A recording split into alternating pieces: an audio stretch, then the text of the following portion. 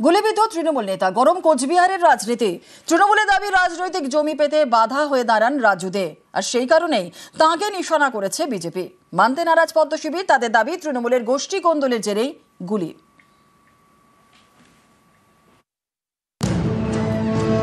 রাজু দে কোচবিহার 2 নম্বর ব্লকের চকচকা পঞ্চায়েত সমিতির কর্মাধ্যক্ষ।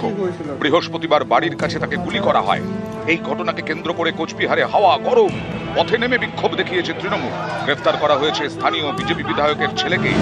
অনেকে বলছেন এই হামলার নেপথ্যে রয়েছে এলাকার রাজনৈতিক সমীকরণ। চকচকা পঞ্চায়েত সমিতি কোচবিহার উত্তর বিধানসভা কেন্দ্রের মধ্যে পড়ে। 2021-এর বিধানসভা নির্বাচনে এই কেন্দ্রে জয়ী হন বিজেপির সুকুমার রায়।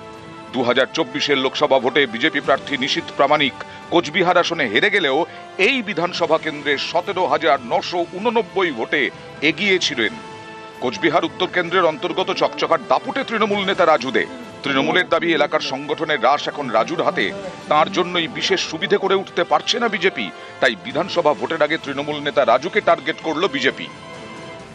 গত পঞ্চায়েত নির্বাচনে এখানে প্রায় 106খানা গ্রাম পঞ্চায়েত বিজেপি জিতেছিল। লোকসভা নির্বাচন থেকে বিজেপি তার অবস্থান বুঝতে পারলো যে দিন খারাপ। বিজেপির প্রধান, গ্রাম পঞ্চায়েতের মেম্বার এরা তৃণমূলে আসতে শুরু করেছে।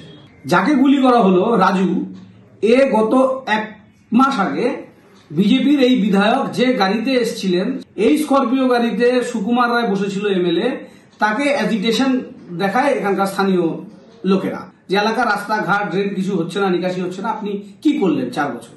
সুকুমার বুঝতে পারে যে যদি রাজু রায়কে শেষ না করা যায়, উত্তর বিধানসভা কেন্দ্রে ও নিশ্চিত পরাজয়ের সম্মুখে দাঁড়িয়েছে।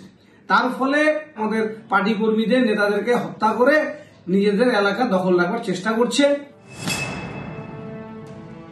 শাসক দলের গোষ্ঠী কোন্দলই হবে। বিজেপিকে মেরে কুচবিহারে কিচ্ছু রাখেনি। আমাদের নিশীথ প্রামাণিককে এবার জোর করে হারানো হয়েছে, এবং নিশীথ প্রামাণিক হারার পর ওখানে উদয়ন গুহ নামে একটা সার্টিফাইড গুন্ডা আছে, তার অত্যাচারে ওখানে বিজেপির কর্মীদের মেরে ধরে তাদের বাড়ি ঘর ভেঙে তার বাড়ির মহিলাদের সাথে নানা রকমের বাজে ব্যবহার করে এমন অবস্থা করেছে ওখানে বিজেপির ক্ষমতা নেই যে ওদেরকে মারবে।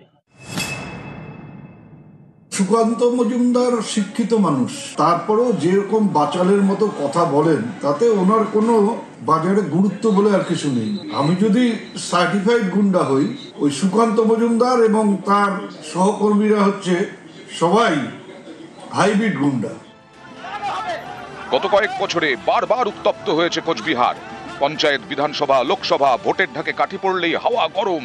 সেই কোচবিহারেই এবার গুলিবিদ্ধ তৃণমূল নেতা। নিউজ 18 বাংলা।